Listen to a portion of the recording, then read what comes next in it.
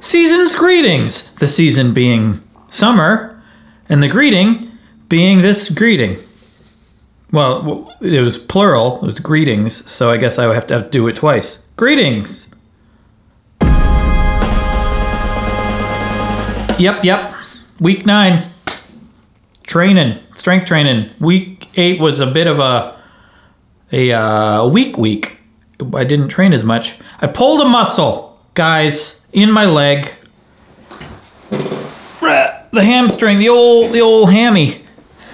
I was doing sprints. It's been worked into my strength training. The high intensity interval training, where I run real fast, as fast as I can, and I walk it off for like 15 seconds or 45 seconds, and then run, and then walk. Did that several times. This is the second day that I did it, which was last Wednesday or so. I pushed myself really hard. Like, I pushed myself harder than the first time I did it. I was like, oh yeah, let's see how fast I can go. Oh yeah, just really use those muscles. Then I pulled a muscle. I shouldn't have pushed myself so hard. Silly. Like, I don't need to go as absolute fast as I can. Apparently, I shouldn't have. And so, I've been not using that leg so much and been training a little bit less, just more upper body stuff. Still doing it, still training, and it's getting better. I think at this rate, the way it feels now, maybe a week, I'll probably still feel it, but it'll be mostly recovered. But I'm no doctor. Maybe 2 weeks. I don't know. It kind of sucks. 'Cause I guess I just am addicted to the feeling of progress, of like working and knowing that I'm working towards something, and then this just slows it down. But that's all right. I'll get over it. I put together my pull-up bar. You patrons have already seen this, but I been doing pull-ups, but not many. I haven't done pull-ups. I hadn't done pull-ups in many years. And I think last time I tried, I don't even know if I could do one. Maybe I could do one. I put this up there, and I was able to do 2 full ones, and then like kind of crappy ones, a few crappy ones after that. Not like, just kind of like wiggling my way up there. But I'm going to keep doing that, and I'm going to document that and see if I can keep doing more. I am noticing more and more I don't know every day, but like every several days, handful of days, I do notice a little bit of difference going on here, and it feels good. It feels really, really good. Just gonna keep going, and I still look forward to it. It's still not something that I dread, although sometimes when I'm like getting close to the end, I'm like, this is really hard. Like, as my training, it just keeps, you keep adding more. Like, as I get stronger, you got to add more. And so it's always going to be like that. Ideally, I guess it should always be hard. Maybe at some point, like, I'll be like, okay, I like where I'm at, and I can just maintain, and it won't be quite as hard. But yeah, you just gotta keep knowingly put myself through something that's hard. Although to me, it's really nice, because most of my work that I do is such an open question. It's such a there's no obvious beginning, middle, and end. It's just like, I'm going to start writing, and then it's creative. So it's like, there's nothing concrete about it. It's really nice. Like yesterday I mowed the lawn. That was really nice to be like, this is a thing that has to be done. I know exactly what I have to do to get it done and how long it's going to take. And I can listen to a podcast while I do it. And so I mow the lawn, and I'm done, and it feels great. I work out, okay, I have the app that's telling me exactly what to do. I know exactly how long it's going to be. It says, it approximates, like, it'll be like 35, 40 minutes. And I just have to do it. You just have to feel the suffering that is required while you do it. Not suffering might be a strong word, but just You should have to push yourself. And there's no, everything's certain about it. It's hard, but everything's certain about it. When I'm making something like this is easier because this is like, the criteria for a video like this is just whatever comes off the top of my head and I just live with it. So there's less worry. But I do have to focus and think about what I'm going to say next all the time. But when I'm writing something, it's like, oh, what do you write about? What do you say next? How long should this be? There's just so many questions, and that adds stress. So working out is a nice break from that. It's a break from that, but it's also a break that makes me not feel lazy. Like, I don't feel like I'm wasting time. I feel like I'm doing something that's good for me, and I should be doing. Because I could take a break and just like watch a movie, play a video game, just hang out with my family, which are also all things that are arguably have aspects that are good for me. Hanging out with family is just all good for me, but like watching a movie, playing a video game, those could be good for you, but you can get sucked in and you can binge those things, and then it's a problem. And there's no scientific evidence, concrete scientific evidence of how good that is for you. There's no like direct physical manifestation of the quality of doing those things. Whereas working out, specific, it's a routine, and you just do it, and I know it's good for me, and I can not worry about the things that I worry about all the time for a certain amount of time and not feel guilty about it. So that's why exercise is awesome. But speaking of video games, that's a video I'm working on. The next video coming out is going to be China and I talking about our why we think our relationship works. The video might come out today, same day this video comes out. And the video after that I'm working on right now is about what's it going to be called? Something about how I achieved my dreams, or the steps I took to... What did I write down? I wrote it could possibly be called How I Got 1 Million Subscribers. That might be a good title. I don't know, what do you think? But I'm writing it right now because I just hit 1 million subscribers. Woo! Last week, end of last week, Friday? Was it Friday? I don't know. Not on this channel, on the main channel, Wheezy Waiter. If you don't know about that, you were like, what? This isn't 1 million subscribers? It's a main channel, different channel. It's a channel that I put most of my time into. Anyway, I do put a lot of time into this one though too. I'm not trying to discount what happens here. But, so, next video, that video will be that might be the title, How I Got 1 Million Subscribers. Then the video after that is going to be video games. It's going to be, I'm not sure the title of that one either. Like initially the idea was I get up early. I think I told you this already. Get up early. First thing in the morning I play video games. And then I do that every day and see what happens. I've kind of failed at that a little. Like I'm not hitting every day. I am playing video games generally every day, but not right when I wake up in the morning. And it's for several reasons. One is I sometimes wake up later because I didn't sleep well. My goal, I want to wake up early every morning. That just doesn't happen. And then it gets to be a little late, and then I have to watch Ada while China gets ready, and then I'm already up a little bit, and then I feel like I'm running behind and I have to get things done. So I don't play video games. The whole point of playing video games though is that I don't get into that right when I wake up, and I'm kind of failing at that. Anyway, maybe I'll get to it eventually. Maybe I'll be able to get to the point where I'm playing a video game right in the morning for an hour, just as a way to have something. Like there's several possibilities for how this could go. Like the reason I want to do it is I want to know if it wakes me up quicker or gives me more energy, or a nice easy way to wake up, which could motivate me throughout the rest of the day, or I will want to wake up early in the morning because I'll be excited to play a video game. Although so far that has not worked. I don't think I love video games as much as I used to. Anyway, that experiment I think is not like the video's kind of evolved, and I think that experiment is just going to be an aspect of the video, because I don't know that it's really going to show much. But just the whole video is going to be kind of a way to try to figure out like how video games can be good for you.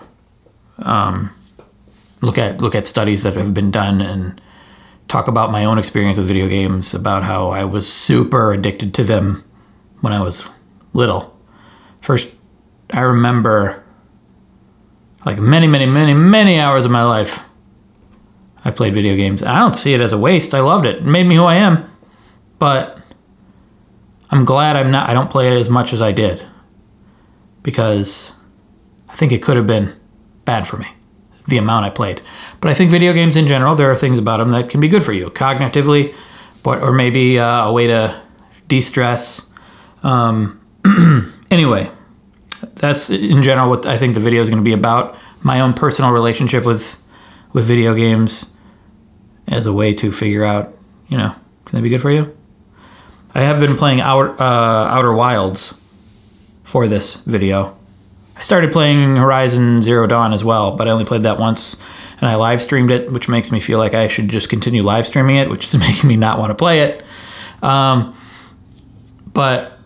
Outer Wilds is, because I don't know, when I live stream, it's just feels less fun, and that also wouldn't be right for the video that I'm making. But I don't know what it is about live streaming where I'm suddenly like, I feel like I'm performing, so the benefits I get from video games kind of goes away. Like I don't feel de-stressed. Anyway, Outer Wilds is a great game. Great game. I don't want to tell you much about it. I don't want to spoil it. But yeah, that's a good game. I'm also playing Hollow Knight, which I have been playing for a long time. I've already beat it, but I haven't gotten everything you can get in it. So I'm playing that. That game, to me, I can play for a long time and zone out, and that really de-stresses me on the one hand, but on the other hand, it does increase my adrenaline. So playing it late at night might hurt me. So anyway, those are some things I'm doing with video games. Tetris is another one that I haven't been playing in the morning, which I would like to see what that does for me for an hour. Like, even the prospect of playing Tetris for an hour just seems long to me, but I know I have done that in the past when I had a Game Boy. Probably played it for many hours a day. Anyway, video games. That aside, the video about hitting 1 million subscribers, the video how I got 1 million subscribers. That video is going to be sort of a step-by-step. I've figured out several steps. I think I've told you this already too. I don't remember if I've told you or the patrons on the Patreon videos, but that's going to be like breaking down several steps to how I got 1 million subscribers. Guys, I got 1 million subscribers. It's really, I don't feel that different. it's just a number, ultimately. But China had a bunch of people I know make little video snippets talking about me and congratulating me on my 1 million subscribers. I'm not going to show it to anybody. It's a private video, but it felt really good to hear from other people, like their perspective of the 1 million subscribers, and so it really did make it feel like a big moment because of that, because it's just a round number that people can rally around and just talk. It's just like a focal point, even though it's arbitrary. On the other hand, like, I feel very good that I did it. Like, now I don't have to think about it anymore. I don't have to think like, when am I going to get 1 million? Because I did. Now I just have to wait for the plaque. But it doesn't feel that different. Like, the videos I'm working on, I'm still working on them. It's still the same. My day-to-day is still exactly the same. No one is gonna come knocking on my door and be like, oh, you have 1 million subscribers. Now we have a team of people that know exactly how to do all the things you do, and they're gonna do it for you, and you just go sit in that hot tub over there and get out periodically, because your skin will get real pruny and probably really be bad for you if you sit in it too long. But just sit over there. We will, we have snorkelers or scuba divers who will massage your feet while you're in the hot tub. And that's the way the rest of your life will be forever. Congratulations on 1 million. That's not what's going to happen. On the other hand, it feels great. This video is about the steps I took, which are, I'm gonna basically improvise the video I haven't written yet for you right now. But I will say that I started writing it, and it's definitely very jokey. It's a much jokier video than, I mean, the past couple have been more jokey. I'm definitely bringing the jokes back in, and I'm finding it so much easier to write when I'm writing jokes. Even though I don't know if the video is better or will ultimately do better. Sometimes a lot of my jokes turn people off. On the other hand, is that true? Like, I've been operating these past couple years since I did the sugar video. We're gonna go off on a tangent now. I've been operating these past couple years since doing the sugar video under the assumption that, like, I need to reduce the amount of jokes I tell, because for 5 years I had like 500, almost 600,000 subscribers, but I was sitting at that for like 5-6 years. I could see the views declining. I saw a lot of, it just felt like, and YouTube changed and what people watch changed in general for various reasons, but I just ignored that, continued doing what I did. And I saw a decline, and it just seemed like people didn't like things I did. I guess I took that to mean don't do as many jokes, and also make sure every video has a purpose. Mostly I decided every video has to have a purpose, but be careful with telling all these jokes. And looking back, like, I don't know that that's true, that the jokes, I mean, I definitely see comments where, well, a lot of people are like, there's too many jokes here, or you talk too fast, this is way too fast for me, or whatever. A lot of people, you know, cringy humor, they don't like it. I see those comments, but I've seen those comments forever, and of course, that's always going to exist. Comments where people just don't like a person for whatever reason, no matter what you do. But I guess I took that and decided to reduce the jokes, and assumed that that's kind of what I should always do. Although, when you look at the sugar video, that video was filled with jokes, but it also had a purpose. I just had more purpose to it than I had previously the past like 5 years. I think I may have overcompensated with the jokes. Like I just decided to not do them as much. But it wasn't just because of the audience, it's because of me. Because when I write a script and I go off on a jokey tangent, I think sometimes I might lose the focus. I might lose the point of the video, and I might actually not get to the point because I'm wasting so much time on a joke. That's not to say that people don't like the jokes, it's just that it's hijacking the direction of the video.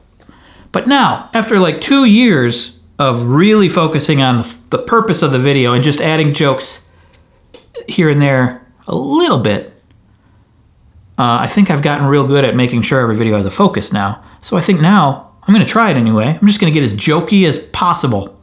I'm just going to fill it with jokes and absurdities and stupid things. But just make sure that the video also has the focus. And don't lose that. I think I'm getting better at it now. I think I'm finding that balance. That's just a long way of saying I'm finding that balance, I guess. But I'm noticing as I write this, really in a jokey way, this one and the previous video about decision making, and the video before that, which I also think was jokey, and I can't remember what video that was. I don't remember what day it is most days. But it's much easier for me to write when I'm writing jokes. So much easier.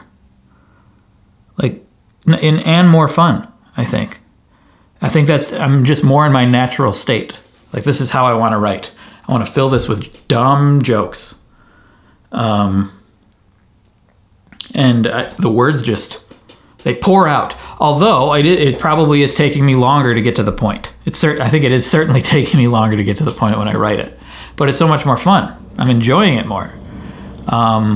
Maybe I'm not being more productive. Maybe I'll go back and I'll undo a lot of what I just wrote, and I'll just still have to write the same amount. But it certainly feels fun. On the other hand, I think about articles I've read or videos I've watched, and I'm going there for a specific purpose. I want to learn about this article, what this article has to say, because I was searching for a specific thing, and the title was this, and I'm going to go look at this. If I were somebody looking for a some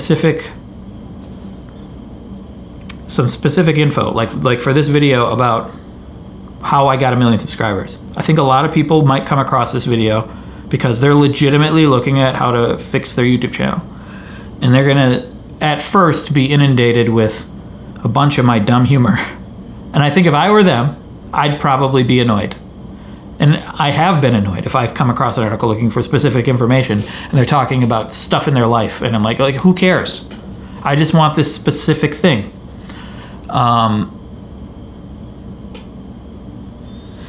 So there's the trade-off. I don't know what the answer is. Like lately, when I go to an article, nearly every time I go to articles these days, I'm researching something for a video I'm working on, or something health related, because I had a stomach thing going on last week, and I want to know what was going on. I'll go to an article, and the very first thing I'll do now is I'll just scroll past all of the preamble, because every time I know there's preamble, and I will just look for the first bulleted list, like the number one, this. I'll look at that, and I won't even often read the thing below it. Like I'll read a little bit of it, like, yeah, I already know about that. I read that in another article. And then I'll look at the next one. Yeah, I already know about that. Because most of the time I'm looking at several articles, and I will get the same information in many of the different articles. So I usually, like, if that bulleted list point is this thing I already know, I'll skip that, go to the next one. I won't even regard the first stuff, the stuff at the beginning, which is like trying to justify why they're making a list, or why you need to know this kind of information. Almost every article has that now. Almost every article has a list too, it seems, like, unless it's just like a news report. But that preamble, it's always there, and I always skip it. But that's because I'm coming from the point of view of someone looking for specific information. And I feel like that's most traffic you're gonna find on YouTube, or if you're on a blog or something, is someone looking for specific information. You're gonna find, because there are people who are subscribed who are gonna read or watch everything you do, and there's a lot of you, and I greatly appreciate that. It's amazing. That's what that beginning stuff is for, mostly, I think, is for the people who are gonna watch everything. That's why the person writing has to feel like they have to justify why they're writing about a thing, because it's for the subscribers who are here for everything. Yet that kind of hurts the new people coming in, or the people who are just searching for stuff randomly. Less people will probably care about that, and it might turn people away. So that's a balance you gotta find. And with my humor, like the more jokes I put in, I don't think that's for most people who are coming randomly. Although it will bring a lot of people in who come in, they're like, oh, I was looking for this thing and that was funny, so I'm gonna stay. So I think that's probably why I've been able to build an audience over time. It's probably my humor. It's definitely my humor. But at the same time, if I'm putting myself in the shoes of the audience, I probably wouldn't be a subscriber. I wouldn't be someone who's like, I'd probably subscribe to my own stuff, because me and I share very similar sense of humor. But most of the time I'm looking for specific things, and I'd be annoyed, is my point. I'd probably be annoyed by all the jokes that I'm throwing in. And there are times I've gone back to past Wheezy Waiter videos, and like I don't regret any video I've made. I know where I was coming from, and I think there's at least some good jokes in every video I've made, probably. But I go back to old videos and I'm like, what was I talking about? What was the point of this? Or there'll be many jokes that I'll just cringe. I don't like anymore, or jokes I probably wouldn't have liked had I given them more thought. But I was making things every day, so I just couldn't. You can't really stop. You can't really stop and analyze more than a short amount of time. So I've gone back and looked at some videos and I'm like, ugh. And I think maybe I'm a little afraid of doing that again. Like years from now, going back to some of these videos and cringing all over again. Like, why did I put that many jokes in there? Why did I put that joke there? It kind of misses the point. Because I'm really into videos when I'm able to see the through line and feel the momentum in the video and want to keep going and want to keep learning about the whatever point that I'm getting to. If I can do that effect, I think that's the thing you need. That's the thing that's 100% like the core of any successful video. It has to have that specific purpose that people are going to want to keep watching to get to, you know? And humor is just a purpose of itself in every moment of a video. But it's isolated. It's not something that will keep you watching unless you just want to keep watching for more jokes. Well, I don't know. This is what I go through. This is what goes on in my head. When I think about, like, is that joke, should I put a joke there or shouldn't I? Ultimately, though, I think I've already figured out the lesson here because I'm writing this and it's feels good, feels easy, and I'm enjoying it. I think that's why I should keep doing it. And I have the experience now of making sure that each video has a purpose, that I don't think the jokes will take away from it too much, or I'll keep a balance. As long as I continue to do what I enjoy, do it in a way that I enjoy, I think then it's more sustainable. So yeah, the jokes are coming. That's my point. The jokes are coming, and I bet a lot of comments from people who are like, too much humor, this is too fast, will be coming.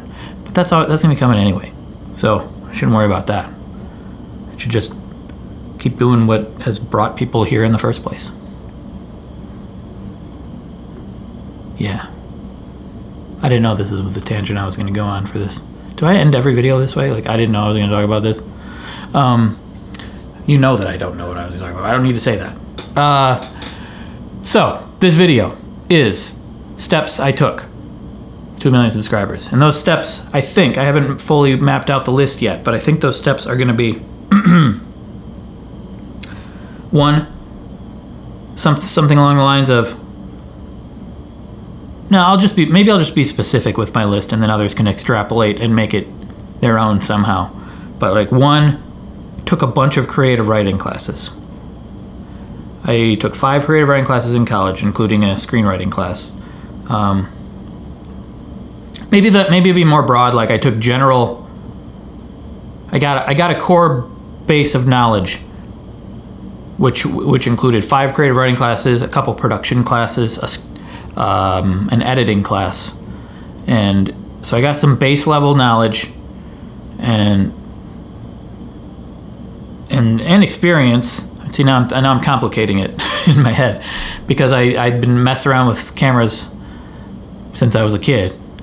But I don't know if I want to include that because that's not something someone can easily just be like, okay, I'll take that advice and then I'll just, as a kid, do stuff. If they're not a kid anymore, you can't really do that. But step 1, 5 creative writing classes. Step 2, saved money. Step 3, threw away step 3 is emulate someone who inspires me. Step 4, well, I want to include like gave up perfectionism in some way, but I don't know if it's kind of hard to just like make as a step. I'll figure out how to word it, but that might be like step 4-ish. And then step 5, made a lot of things. I just made things over and over and over and over again with little regard for success. And that's how I got here. That's how I started. I started caring more about success as I started getting a little bit of it. Camera stopped. It stops after a half hour. I need to figure out how to turn that off. I think there's probably a way. Yeah, after getting a little bit of success, it was like, then I started caring a little more. But early on, it was like, no, I don't care. I'm just gonna make things for the sake of making them. Because I'm 27 and I really have nothing else as far as career goes. So just do it. This is what you wanted to do, so just do it. Be the person who does these kind of things. That'll be the steps. Something along those lines. And filled with jokes and hopefully more detailed, useful information. That's about all. That's about all I got here. Oh yeah, one more thing. A couple more things I wanted to mention. I have a list up here. Good thing I made it. One, I made a Twitter poll about which is the back of a backpack.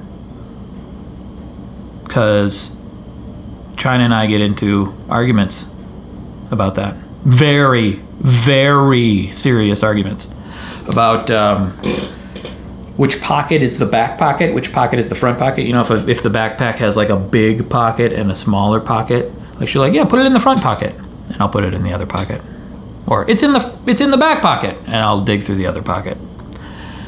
Because, and according to my Twitter poll, I'm probably in the minority here, but I don't care.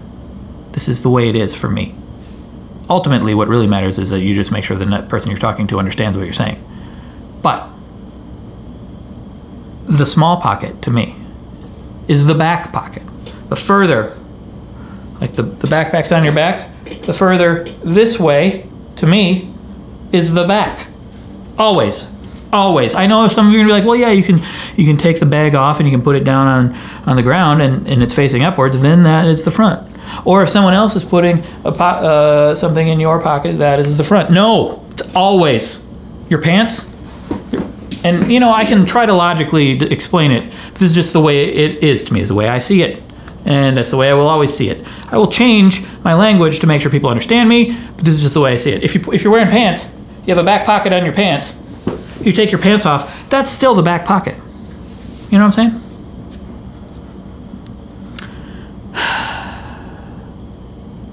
There you go.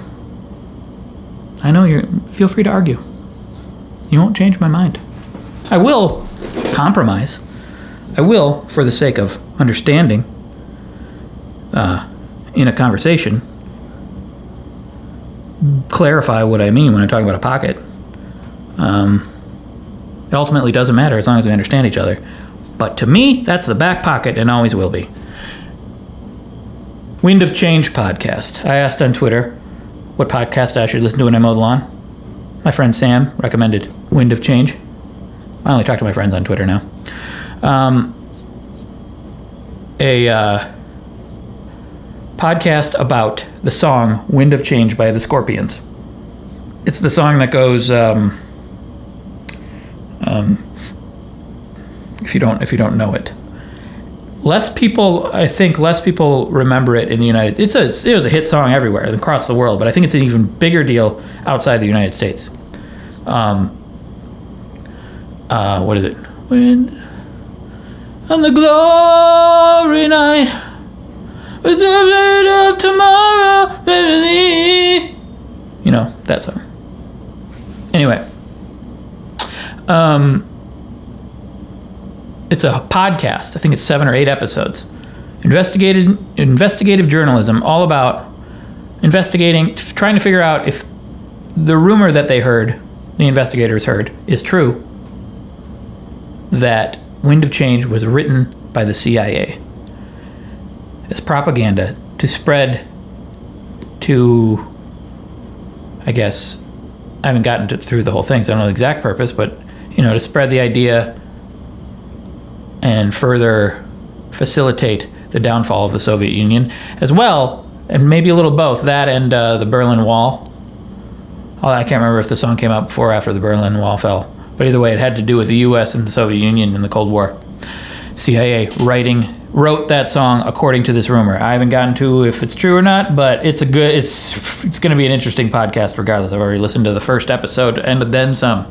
So, those are the things. I will leave you with all of those things now. Enjoy. I hope you enjoyed the things. And I will see you next Monday. I have to get back to writing a bunch of jokes. Try to make sure that I still have purpose in the video. And, be well. Wear a mask. You know, like not when you're sitting at home, I suppose. And the